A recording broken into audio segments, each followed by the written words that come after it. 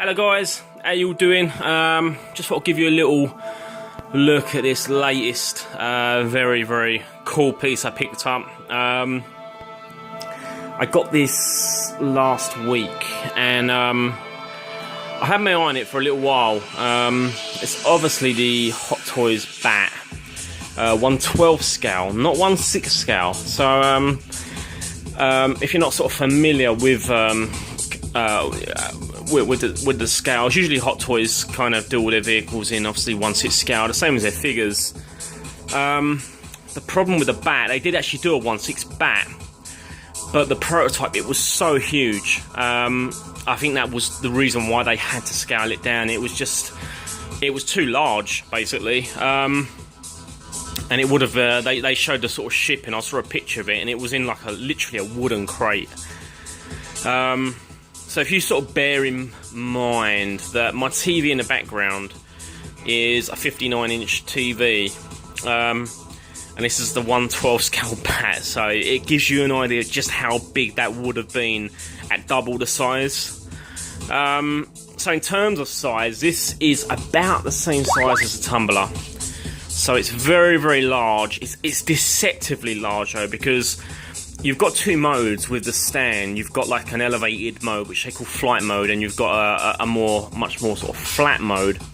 And when you've got it in flight mode, it looks a lot larger than it actually is. It's got some real presence. It's almost intimidating. I mean, I've had this thing just sort of kind of staring at me while I'm chilling out, and it is like quite it's quite intimidating. You've got this massive, great big dark aircraft staring at you with lights and machine guns.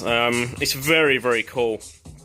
But yeah, let's have a closer look. Like I say, this was originally planned to be a 1/6 scale vehicle, and because of that, I think this did kind of receive a bit of a bit of criticism and almost hatred at first, and I don't think a lot of people kind of got on board and couldn't really accept it being, the smaller scale, which I can understand to a certain extent. I do think you have to see this piece because it is stunning. It is. I mean, I've had. I think I've had all of the Hot Toys vehicles. I'm just trying to think what they've actually released. I've had both tumblers, the camo and the black tumbler. I've got the '89 Batmobile. I've got the DeLorean. I've got the Batpod. So I've got a pretty good idea of kind of, what works and what doesn't work, and in terms of their construction and design. And this is by far more.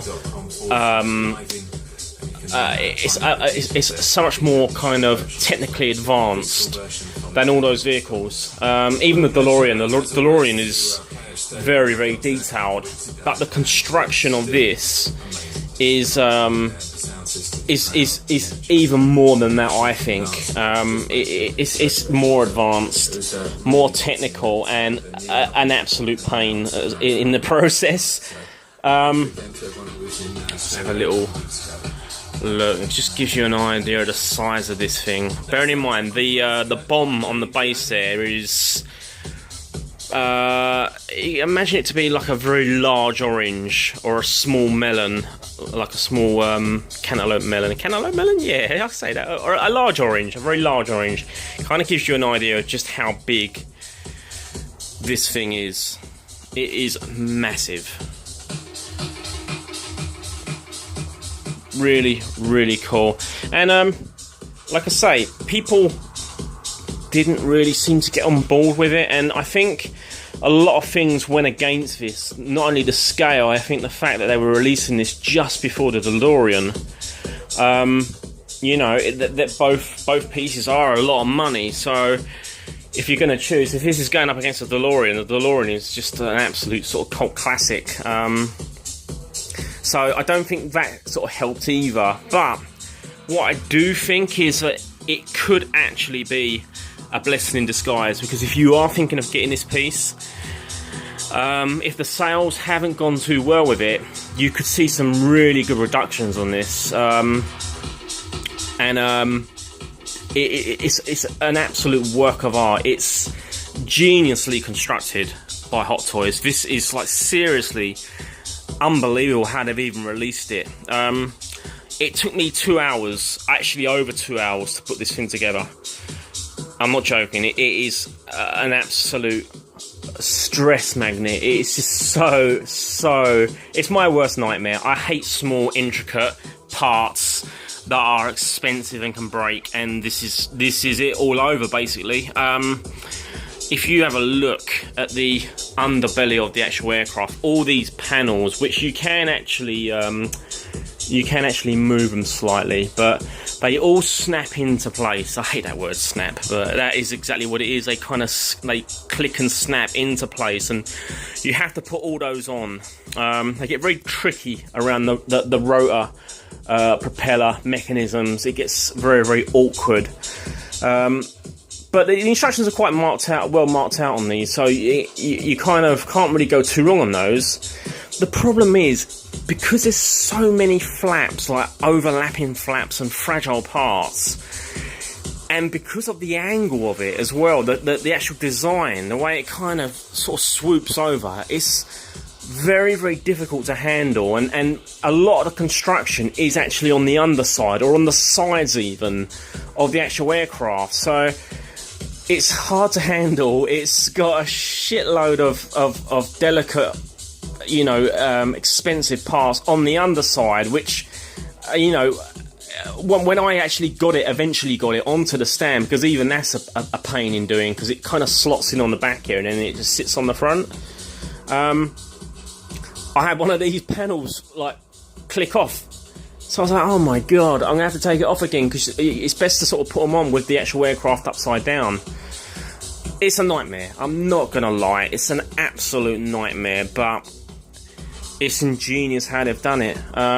So yeah, you're basically putting on all those panels, you're putting on the rotors, and then all these panels here, you're putting these on as well. These front panels, you're putting them on. The back panels, they go on.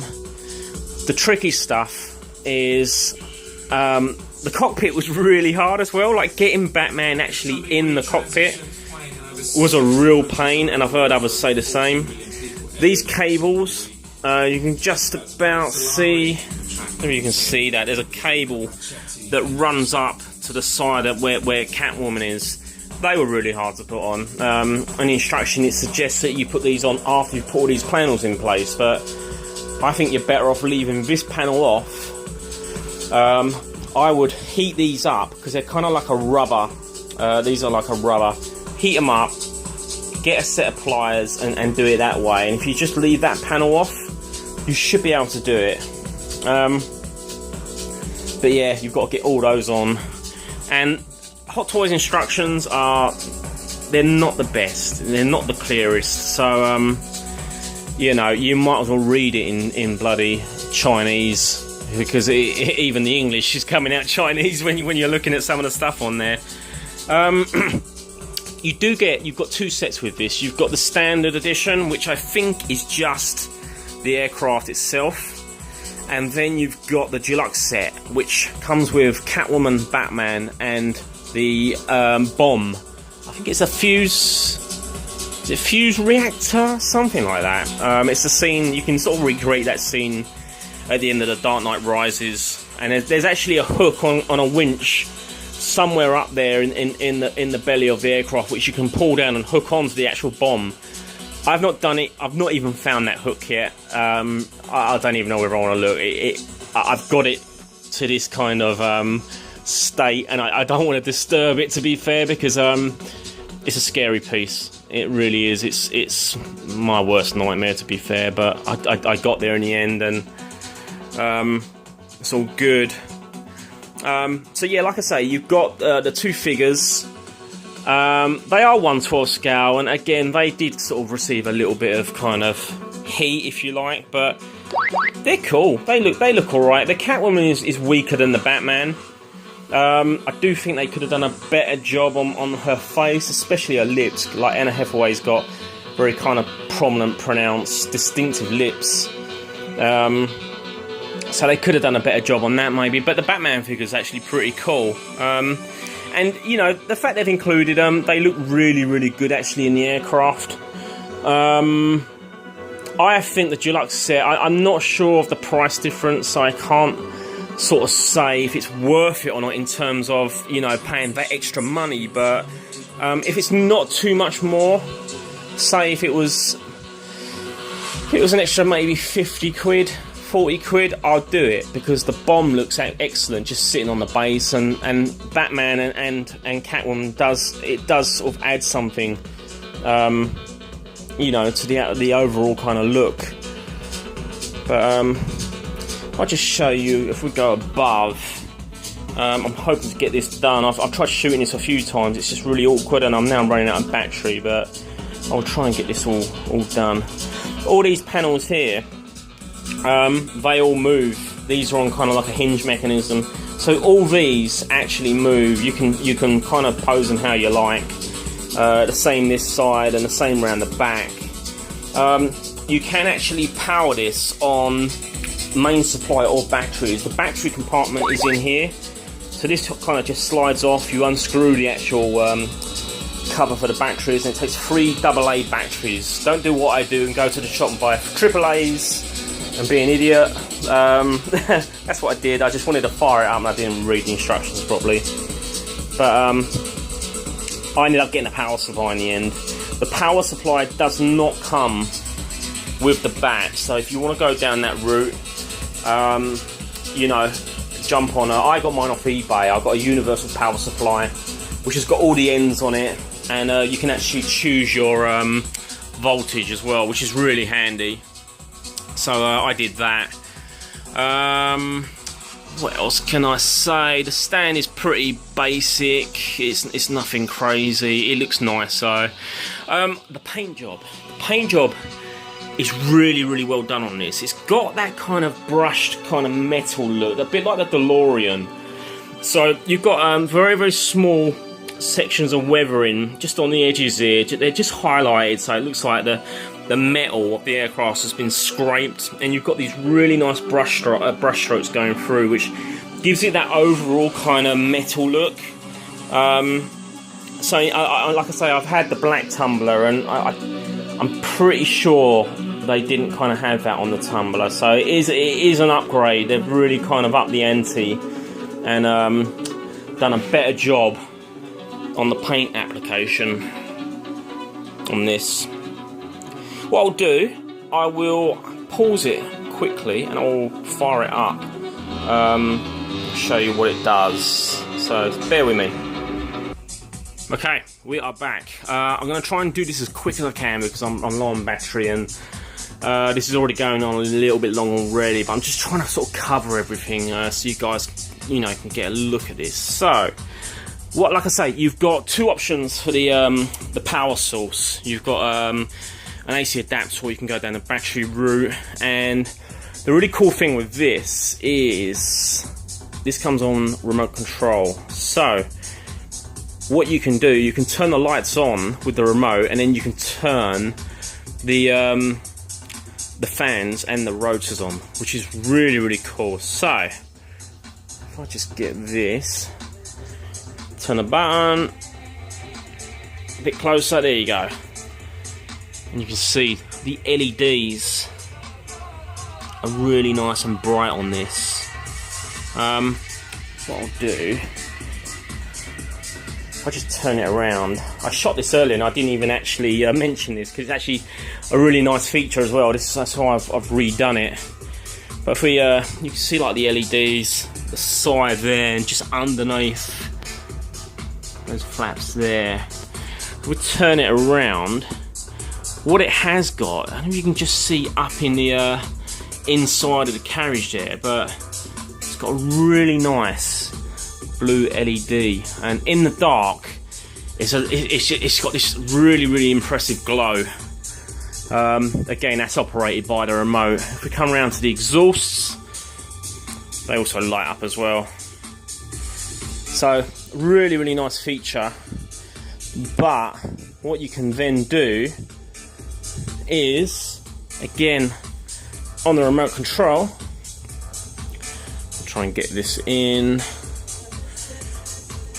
And fire up the fans. So, just turn this round. You've got the front fans on. And then if we go around the side, you've got the rotors spinning. Absolutely awesome. I think it's one of its best features. I also think it's one of its most annoying features, because if you listen, it's got this kind of high-pitched whirling noise. I don't know whether they could have made it quieter. I definitely think it's something that Hot Toys should have looked into a little bit more, maybe. That's my only gripe with this, is the noise. But I can totally forgive them. When you just look at this thing, it is a genius, absolute genius piece of construction. I don't know how they released it in terms of putting it together and actually getting it in a box that's able to ship to your front door without any breakages. It's just ingenious. Those guys in the Hot Toys kitchen are very, very talented. And I definitely think if you are thinking of getting this, I highly recommend it. Like I say, my only gripe is the noise of those fans. I've lost the remote already. Oh, here we go. Yeah, the noise of those fans, but I can totally forgive them.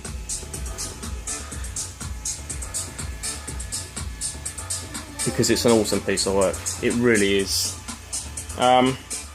Just fire them off. So that stops. And lights off. So there it is, guys. The Bat.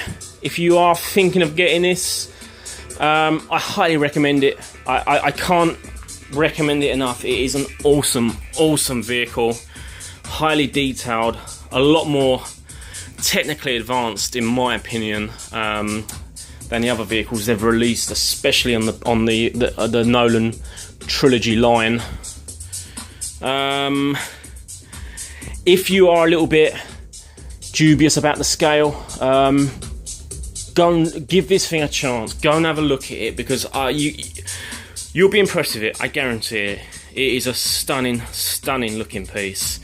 So try and view it. Get down to your local kind of shop that might have it, or if someone's got it in a collection, go and have a look at it, because it's an awesome piece. And if you wait, like I say, the blessing in disguise is that you might actually get a bargain on this. I got mine on eBay, so I got it for a really decent price. So yeah, happy days. The Bat, absolutely awesome. Gonna end it there, guys. I've got a couple of really cool pieces coming in this week. I've gone a little bit mad, but I'll get some videos up on those. And I will catch you on the next one. Take it easy. Great child.